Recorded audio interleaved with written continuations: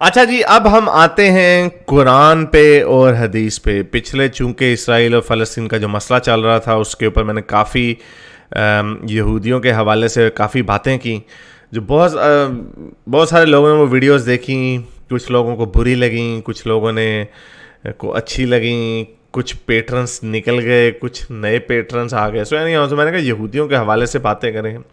تو یہودیوں کے حوالے سے یہ ایک یہودی نہیں بلکہ جو اہل کتاب ہیں ان کے حوالے سے قرآن کی ایک آیت ہے، اور یہ دیکھیں یہ کتنا بڑا تضاد ہے. اور اس سے پھر ثبوت ملتا ہے کہ حضرت محمد کس طرح جیسے آگے آگے جاتے تھے ویسے ویسے اپنے نئے نئے اصول بناتے رہتے تھے، قرآن سے چاہے وہ کانٹراڈکٹی کیوں نہیں ہوتے تھے. یہ قرآن کی سورہ توبہ کی 29ویں آیت ہے کہ ان لوگوں سے لڑو جو اللہ پر اور قیامت کے دن پر ایمان نہیں لاتے. مثلاً یعنی پھر یہ وہی ہوئے جو زورواسٹرین، یہودی، کرسچنز، ہندو، بدھ مت سارے آگے اس کے اندر، جو اللہ اور اس کے رسول کی حرام کردہ شے کو حرام نہیں جانتے، نہ دین حق کو قبول کرتے ہیں. ان لوگوں میں بھی جنہیں کتابیں دی گئی ہیں، اب اس میں کرسچن اور یہودی ہیں. پہلے انہوں نے بتایا کہ سارے لوگ ان لوگوں سے لڑو جو اللہ پر اور قیامت پہ ایمان نہیں لاتے. اور پھر یہ دوسرا حصہ کہتا ہے کہ ان لوگوں سے بھی جو جن کو کتاب دی گئی ہے، یعنی بائبل اور تورات والے لوگ، یہودی اور مسیحی لوگ، یہاں تک کہ وہ ذلیل و خوار ہو کر اپنے ہاتھ سے جزیہ ادا کریں. یعنی یہ دوسرا جو پارٹ ہے، یہ کہا جاتا ہے کہ یہ کرسچنز اور یہودیوں کے لیے بتایا گیا کہ ان کے لیے ان سے لڑو اور ان سے جزیہ لو. تو اب دیکھتے ہیں یہ جزیہ ہے کیا. کہ اب جزیہ کی انفارچونیٹلی جو شرح ہے وہ قرآن میں کہیں نہیں لکھی گئی. تو یہ اس کے اوپر بہت بڑا اختلاف ہے. ایون کہ جو فقہین ہیں، فقہا ہیں، ان میں بھی بہت بڑا اختلاف ہے، اور وہ بھی یہ اس بات پر ڈیسائیڈ نہیں کر پاتے کہ جزیہ کتنا ہونا چاہیے. تو دیکھتے ہیں رسول اللہ نے کس طرح جزیہ لیا. تو یہ صحیح بخاری کی حدیث ہے کہ ایک دفعہ خیبر میں رسول اللہ نے یہودیوں کو کچھ زمین دی اور شرط یہ رکھی کہ اس کے اوپر تم کاشتکاری کرو گے اور آدھی کاشت جو ہے وہ ہمیں دو گے. آدھی کاشت. اب بہت سارے فقہا جو ہیں اس کو جزیہ کی تو صورت ہی مانتے ہیں کہ یہ جزیہ کے طور پہ آدھی کاشتکاری، یعنی آپ کا ٹیکس نان مسلم ٹیکس ایسا ہو. آپ امریکہ میں کام کرتے ہو، مغربی دنیا میں کام کرتے ہو، اور وہ کہیں کہ نان کرسچن ٹیکس جو ہے وہ 50% ہوگا. عام بندہ 10-15% ٹیکس دیتا ہو، لیکن چونکہ آپ مسلمان ہیں اس لیے آپ جو ہیں 50% ٹیکس دیں گے. تو یہ رسول اللہ کی کتنی بری شرط تھی. اور یہی صحیح بخاری کی 2331ویں حدیث ہے، یہی 2499ویں حدیث ہے. دونوں میں یہی ہے کہ یہودیوں سے کوئی شرط سے ایک شرط لگا کے یہ دیا گیا. اب کوئی اگر یہ کہے کہ نہیں یہ ہو سکتا ہے جزیہ نہ ہو، یہ تو کنڈیشن تھی، یہ شرط تھی، انہوں نے طے پائی، یہ تو ایکسپلائٹیشن نہیں ہوئی. پھر یعنی میں ایک مزدور کو، مجھے پتا ہے کہ غربت ہے، لوگ بھوک سے مر رہے ہیں، میں مزدور کے ساتھ شرط لگاؤں کہ یار نارمل طور پہ ایک ریٹ ہو، اس کی 1000 روپیہ دہاڑی ہو روز کی، اس کو مزدوری کا 1000 روپیہ ملے، لیکن مجھے پتا ہے کہ کام نہیں مل رہا. لوگ، میں اگر اس کی مجبوری کا فائدہ اٹھاؤں اور میں اس کی مجبوری کا فائدہ اٹھا کے اس کو کہوں کہ بھائی 500 روپے میں تمہیں میں دوں گا، تو آپ کہو گے کہ ہاں، اور وہ مان جائے گا بیچارہ، وہ ظاہری بات ہے اس نے بچے اپنے پالنے، تو وہ کہے گا ہاں بھائی ٹھیک ہے. تو آپ نے ایکسپلائٹ کیا اس کو، آپ نے اس کی مجبوری کا فائدہ اٹھایا. اسی طرح رسول اللہ نے یہاں پہ ناجائز طریقے سے آدھی کاشتی لے لی.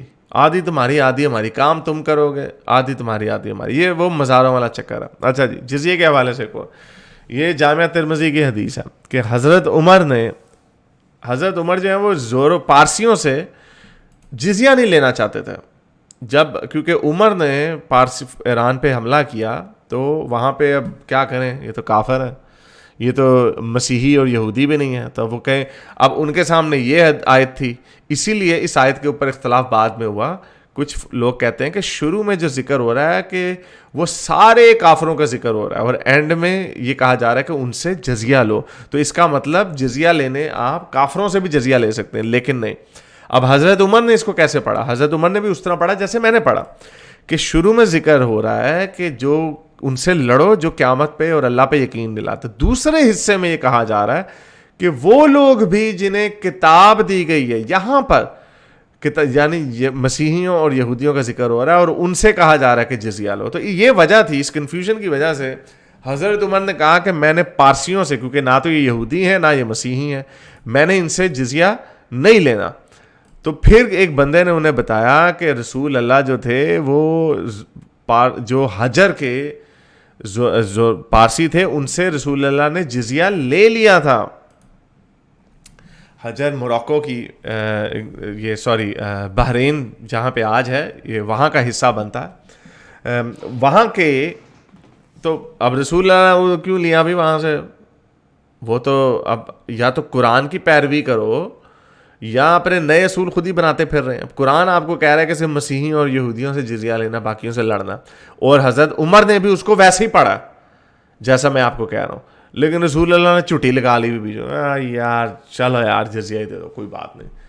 تو اس وجہ سے فارسیوں نے پہ حضرت عمر نے ان سے جزیہ لینا شروع کیا, کیونکہ رسول اللہ نے ایک چھوٹے سے پارسیوں کے قبیلے سے جزیہ لیا تھا, ان کا سرطان سے جدا نہیں تھا کیا, ورنہ سارے سرطان سے جدا ہو جانے تھے فارس میں بھی. اگر کوئی دھمی یعنی مسیحی یا یہودی جو دھمی ہے, دھمی کا مطلب سیکنڈ کلاس سٹیزن, اگر وہ مسلمان ہو جائے تو پھر کیا کریں گے؟ تو اس میں بتایا جاتا ہے سفیان was asked to explain the tradition mentioned above. He said when he embraces Islam no jizya will be levied on him. اور یہ صحیح مختہ حدیث ہے سنن ابی داؤد کی, کہ اگر کوئی دھمی جو ہے مسلمان ہو جائے گا تو پھر اسے جزیہ نہیں لیا جائے گا. تو ظاہری بات ہے یہ ایک ایڈیشنل ٹیکس ہے. آپ یا تو یہ انفیئر ٹیکس دے دو جہاں پہ رسول اللہ نے 50% بھی لیا ہوا ہے, 50% جو کہیں پہ بھی نہیں لیا جا سکتا. سو آپ نے پھر اگر اسے تنگ آ کے پھر آپ نے یہی کہنا بھی, جیسے ایک ہندو نے لکھا ہوا تھا, ابھی ایک لڑکے نے لکھا ہوا تھا, چاروک گائے نے, اس نے کہا تھا جب ہمارے پہ حملہ ہو جائے مسلمانوں کا, ہماری گردن رکھ دی جائے اور یہ کیا تو ہم مسلمان ہو جائیں گے, ہم کوئی بات نہیں. تو یہ ایک نیچرل بات ہے کہ مرنے سے بہتر یہ ہے, یا پس کے مرنے سے بہتر ہے کہ چلو یار مسلمان ہی ہو جاتے ہیں. تو اس طرح آپ کا اسلام پھیلا تھا. یہ وہ حرکت ہے کہ جزیے سے بچنا ہے تو مسلمان بن جاؤ. یہ وہ دوسری اسی کی حدیث ہے کہ رسول اللہ نے بحرین کے پارسیوں سے جزیہ لیا تھا, تو اسی لیے جب حضرت عمر نے فارس فتح کیا تھا تو حضرت عمر نے ان سے بھی جزیہ لینا شروع کر دیا تھا. میرے اس نیک کام کو جاری رکھنے کے لیے مجھے پے پیل یا پیٹریون پہ ضرور سپورٹ کیجیے تاکہ میں اپنا پیغام زیادہ سے زیادہ لوگوں تک پہنچا سکوں.